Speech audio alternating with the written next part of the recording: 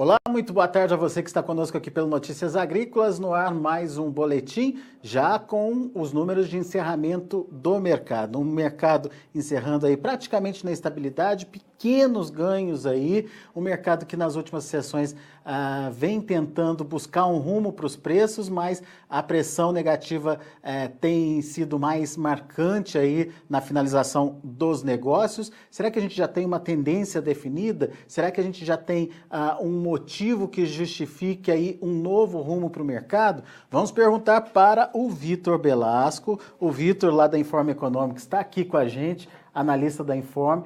Seja bem-vindo, meu amigo. Obrigado pela participação mais uma vez conosco aqui no Notícias Agrícolas. Agora, Vitor, como é que a gente entende esse mercado, hein? Ele vem passando por uma certa pressãozinha aí nos últimos dias, mas o mercado aparentemente ainda não bateu o martelo, determinando o rumo das cotações, né? O que está sendo analisado nesse momento, na sua opinião? Boa tarde, Ale. Prazer falar mais uma vez aí contigo, com a sua audiência. E é aquilo, né? Nós estamos vivendo um momento de grandes emoções no mercado.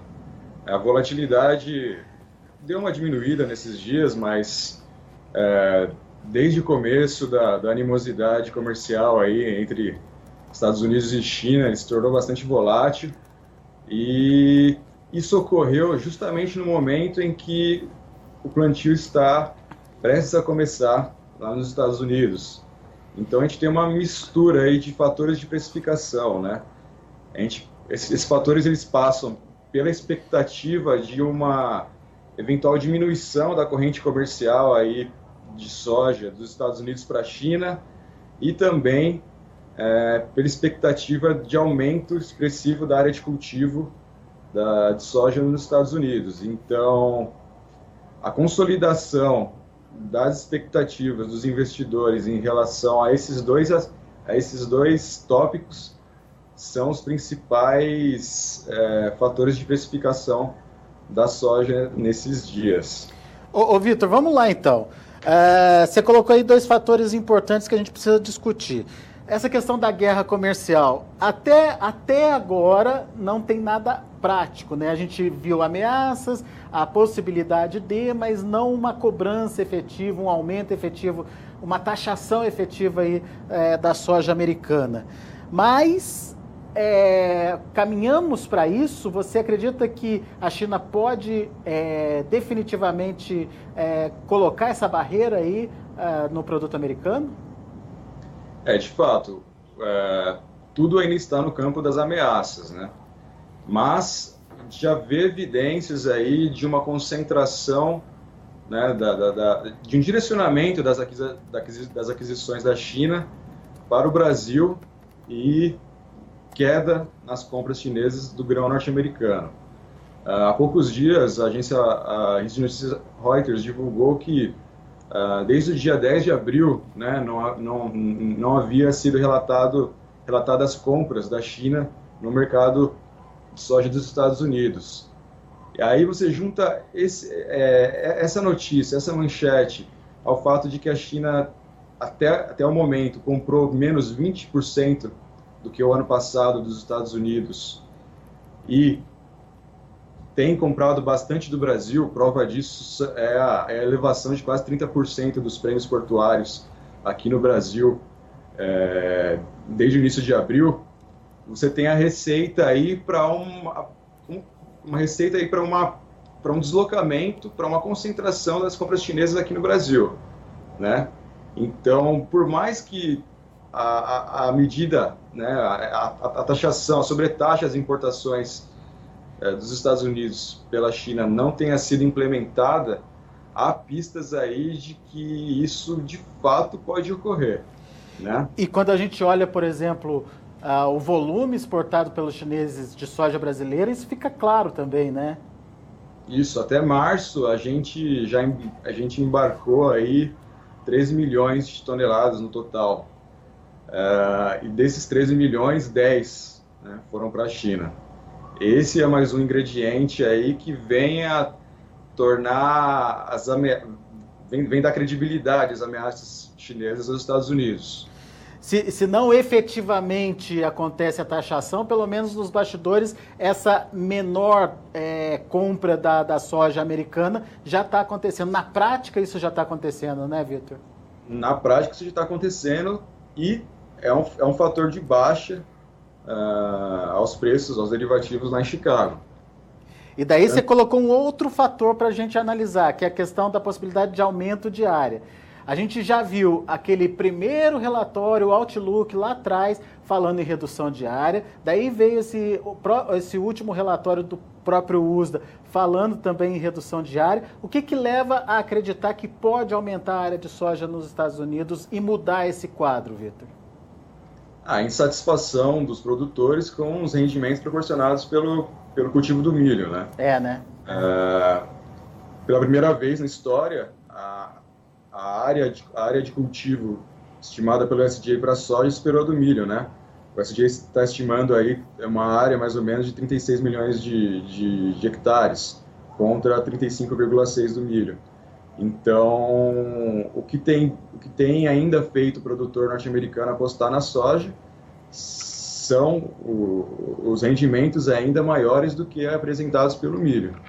Mas a gente pode ter uma surpresa aí em relação a esse aumento de área? Pode ser uma coisa significativa? O que vocês estão avaliando aí na Informa? É difícil que essa expectativa de aumento para a soja, né, em relação ao ano passado, venha a se alterar. Até porque a tomada de decisão do produtor ela já foi feita, né? Ele já realizou todo o funding dele para poder ir a campo. Mas o que a gente pode ver de alteração aí pode decorrer do quê? Como o plantio do milho ocorre antes do da soja, eventualmente em alguma região que sofra com alguma intempérie climática prolongada, com escassez de chuvas para a emergência do milho, nessa região pode ser sim que o produtor ele migre do milho para a soja. Mas o contrário é improvável que ocorra, né? Até porque o plantio do milho já está bastante avançado. Então, se alguma mudança ocorrer em relação à área de cultivo da soja, essa mudança ela tende a ser para o aumento, né? Para o aumento do que é estimado hoje. Ocupando uma área deixada pelo milho. Exatamente. Tanto que o mercado ele estimava aí que o USDA divulgasse uma expectativa entre 36,8 e 37 milhões de hectares, mas o USDA foi conservador e manteve nos 36. Então, se há alguma possibilidade de alteração nessa área de plantio, essa alteração tende a ser para o aumento dessa área estimada. E se isso vier a se confirmar, isso é pressão negativa para os preços. Exatamente. Mas é uma pressão negativa para os preços em Chicago ou isso vai chegar no Brasil? Eu pergunto isso, Vitor, porque aqui a gente tem aquele tripé de formação de preços, né? E a gente tem dois pontos bastante favoráveis nesse momento para o produto brasileiro, que é o dólar e o prêmio, né? O exercício que a gente faz é o seguinte, no momento, a demanda no mercado interno das indústrias e tradings tem sustentado os preços aqui no Brasil até, em muitas praças, acima da paridade com o mercado norte-americano. Então, assim, a médio prazo, uma narrativa para o andamento dos preços seria essa, da concentração chinesa no mercado brasileiro, grande disputa das trades e indústrias pelo grão, aqui no território nacional, e preços firmes. O que justificaria uma sustentação dos prêmios, então. Exato. Aí, saindo desse cenário, indo para os Estados Unidos, né?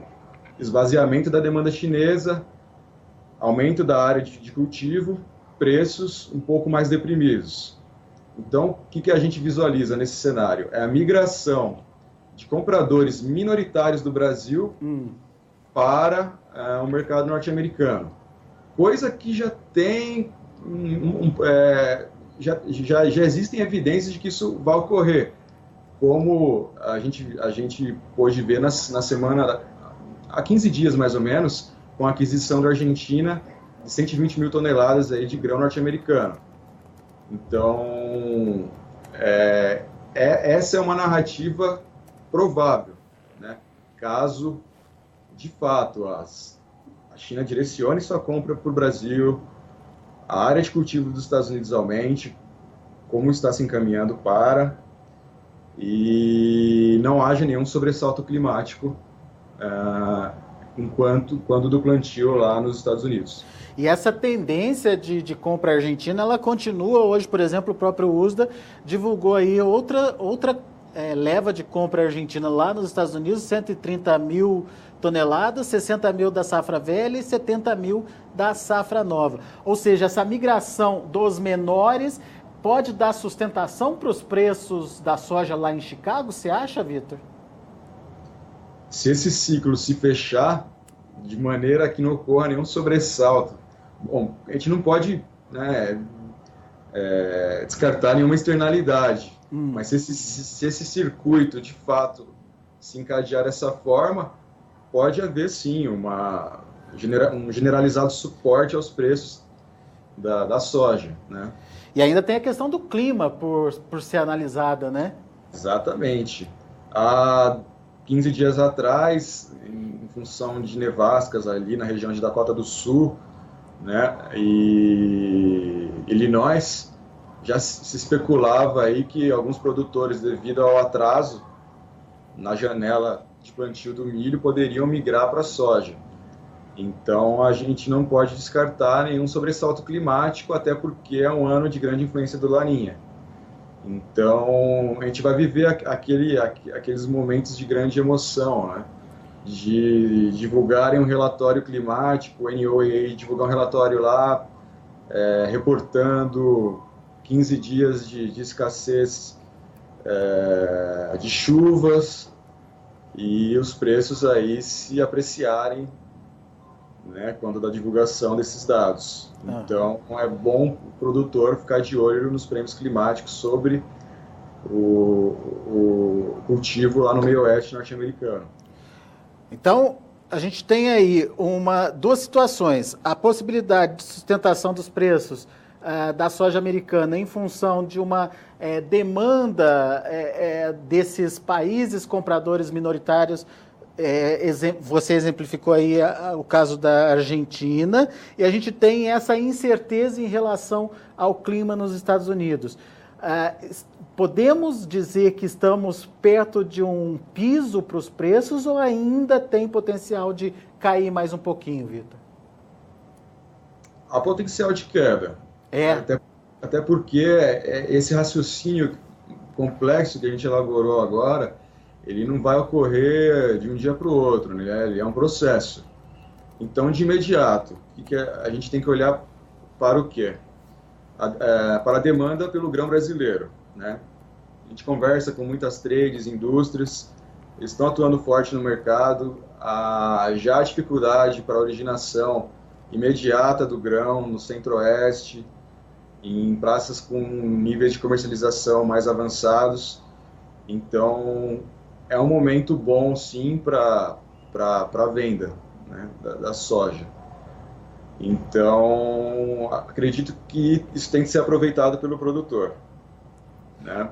No futuro, é complicado a gente fazer esse exercício de estipular um piso. Por quê? A gente não sabe se a sobretaxa chinesa de fato vai ser implementada e se a área de cultivo nos Estados Unidos vai ser dilatada. Então, assim, fazendo o exercício mais uma vez, se a área de cultivo norte-americana for consolidada acima dos 36 milhões de hectares que estão sendo projetados pelo SDA no próximo relatório de oferta e demanda... Isso é motivo de pressão já, né? Motivo de pressão, é motivo de queda. Uhum. E daí é preciso acompanhar a evolução da safra americana, influência do clima sobre ela, para saber se o potencial produtivo vai ser atingido ou não. Exatamente. Mas o principal fator hoje para tomar a decisão de venda são os prêmios portuários. Os prêmios estão apreciados como nunca antes. Então, isso já é um sinal, né, para tomada de decisão de venda aí do produtor. E o dólar ajudando, né? E o dólar colaborando e com tendência de alta, né? Se você somar aí os riscos políticos aqui no Brasil, ao andamento da remuneração dos títulos públicos norte-americanos e as medidas protecionistas que vão sendo tomadas pelo Trump, aí, recordes de rendimentos no mercado acionário dos Estados Unidos, você tem a receita para um câmbio ainda mais apreciado. Pois é. E daí você fica naquela dúvida, né? Vende ou não vende, hein? Você falou que, desculpe, os preços são bons agora, mas e se realmente vier a melhorar esse patamar lá na frente? Pelo menos você não teve prejuízo? É isso que o produtor tem que pensar? Exatamente. A demanda brasileira, no momento, a demanda pelo produto brasileiro, no momento, ela está bastante vigorosa. E eu acho que é a esse detalhe que o produtor tem que se ater. As indústrias que tipicamente entram no mercado ali em maio, de maneira mais tardia, esperando a ausência das tradings, que tendem a comprar os maiores volumes logo quando da colheita, elas estão antecipando as compras, porque os volumes comercializados, os volumes estão sendo comercializados num ritmo muito acelerado. Então, se você esperar muito, pode ser que você perca essa oportunidade de obter preços aí remuneradores, como os que estão ocorrendo no momento. Muito bem. Tudo é questão de se analisar, parar para pensar, fazer contas, enfim, como você disse, vai participando das oportunidades aí, que nesse momento está mostrando aí, ou tem trazido oportunidades interessantes para o produtor, certo, Vitor? Exatamente, até porque daqui a pouco, ali em setembro, entra a safra norte-americana, né? E se eles confirmarem aí o que se espera de mais uma safra recorde, em função, sobretudo, do crescimento da área, caso não ocorra nenhuma intempérie, nenhum problema climático que derrube a produtividade média do país, você vai ter certamente aí um viés de baixa, né? Então, esperar pode ser, sim, significar não aproveitar os preços remuneradores do momento. Ó, tem uma pergunta aqui do Rubens, de Alta Floresta. Ele diz que é produtor rural e queria uma informação para se posicionar para o fechamento futuro de 2019. Será que é hora de vender alguma coisa ou dá para esperar mais um pouco? Bom, nossa expectativa, olhando para oferta e demanda aí do próximo ano, nossa expectativa é de que a área de cultivo no Brasil cresça de 3% a 4%. Então, se, fazendo exercício de novo, implementada a sobretaxa às aquisições chinesas do produto norte-americano, rearranjo da demanda mundial, você vai ter mais oferta de soja no mercado. Então, pode ser que a oferta e a demanda esteja mais ajustada no ano que vem e os preços não sejam tão remuneradores quanto os atuais. Você tem que pensar que hoje a venda posicionada em janeiro de 2019, fevereiro de 2019, está, de certa forma, contaminada, sim, pelo ambiente altista do momento. A questão é entender se esse ambiente ele vai ficar mais altista ou não. Me parece improvável que o próximo ano ofereça oportunidades tão remuneradoras quanto as atuais. Até pelo, como você bem colocou, até pelo próprio estímulo que o produtor vai ter em aumentar a área, né? Exatamente. Muito bem. Meu caro Vitor, obrigado mais uma vez pela sua participação conosco aqui no Notícias Agrícolas, trazendo informações importantes, deixando para o produtor fazer a sua análise aí, ponderações importantes aí, colocações importantes que podem ajudar na tomada de decisão. Obrigado e volte sempre, meu amigo. Até a próxima, Alê. Um abraço. Tchau. Vitor Belasco, Informa Economics, conversando aqui com a gente no Notícias Agrícolas. Vamos aos números de fechamento do mercado, vamos ver como encerrar as negociações lá na Bolsa de Chicago para soja, milho e também para o trigo. De olho na tela, você acompanha comigo. A soja acabou encerrando aí com altas de 1,5 ponto no primeiro vencimento maio, 10 dólares e 22 centes por bushel. Para julho, 10,34, alta de 1 ponto mais 75. Para agosto, 10,36, subindo 1,5 ponto, e setembro, 10 dólares e 31 centes por bushel, alta de 1 ponto. Vamos ver o milho. Encerrando também de forma positiva, o maio subindo 2 pontos mais 25 a 3 dólares e 80 centes por bushel. O julho, 3,90, alta de 2,5, setembro, 3,97, alta de 2,25, a mesma alta para dezembro, que fechou a 4 dólares e 6 centes por bushel. Temos também o fechamento do trigo, que encerrou para maio com alta significativa de 11 pontos, a 4 dólares e 72 centes por bushel. Para julho, 4 dólares e 84 centes por bushel, alta de 9 pontos mais 75. Setembro, 5 dólares e 1 cento, uma alta de 8,5. Dezembro, 5,25, alta de 7 pontos mais 75. São os números de hoje de fechamento do mercado lá na Bolsa de Chicago. A gente fica por aqui, agradeço muito a sua atenção e audiência. Daqui a pouquinho a gente volta com outras informações para você. Continue com a gente.